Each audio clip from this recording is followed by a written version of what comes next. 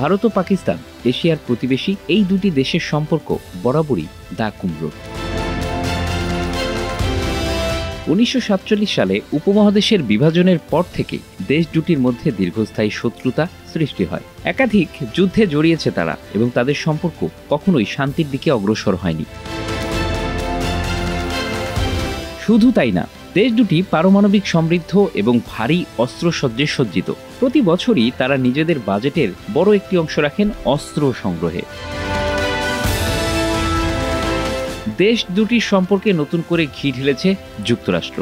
ভারতকে নিজেদের তৈরি অত্যাধুনিক F-35 যুদ্ধবিমান সরবরাহের কথা জানিয়েছে যুক্তরাষ্ট্র। আর এ নিয়ে দক্ষিণ এশিয়ার ভূ রাজনৈতিক অঙ্গনে নতুন উত্তেজনার সৃষ্টি করেছে। পাকিস্তান যুক্তরাষ্ট্রের বন্ধুরাষ্ট্র, তবুও নিজের শত্রুর ভাণ্ডারে যুক্তরাষ্ট্রের এই যুদ্ধবিমান সরবরাহের সিদ্ধান্তে ক্ষোভ প্রকাশ করেছে পাকিস্তান, যা ইতিমধ্যেই আন্তর্জাতিক মহলে আলোচনার বিষয় হয়ে উঠেছে। ভারতের প্রধানমন্ত্রী নরেন্দ্র মোদীর সাম্প্রতিক যুক্তরাষ্ট্র সফরকালে ওয়াশিংটন, নয়াদিল্লি যৌথ বিবৃতিতে উঠে আসে নিরাপত্তা ও প্রতিরক্ষা সহযোগিতার প্রসঙ্গ। এই প্রস্তাবের আওতায় ভারতকে অত্যাধুনিক F-35 যুদ্ধবিমান দেওয়ার পরিকল্পনার কথা জানায় যুক্তরাষ্ট্র।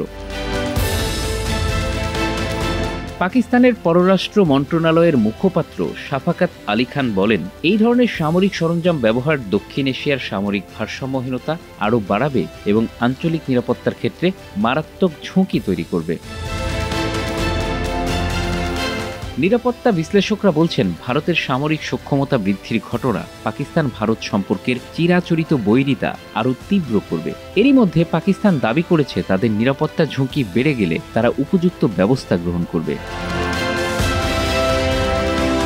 পাকিস্তানের প্রতিক্রিয়া শুধু F-35 যুদ্ধ বিমান নিয়ে নয়। যুক্তরাষ্ট্র ভারত যৌথ বিবৃতিতে 2008 সালে মুম্বাই হামলা এবং পাঠানকোট হামলার জন্য পাকিস্তানকে ব্যবস্থা নেওয়ার আহ্বান জানানো হয়। পাকিস্তান এই মন্তব্যকে একপেশে ও কূটনৈতিক শিষ্টাচার পরিপন্থী বলে অভিহিত করেছে।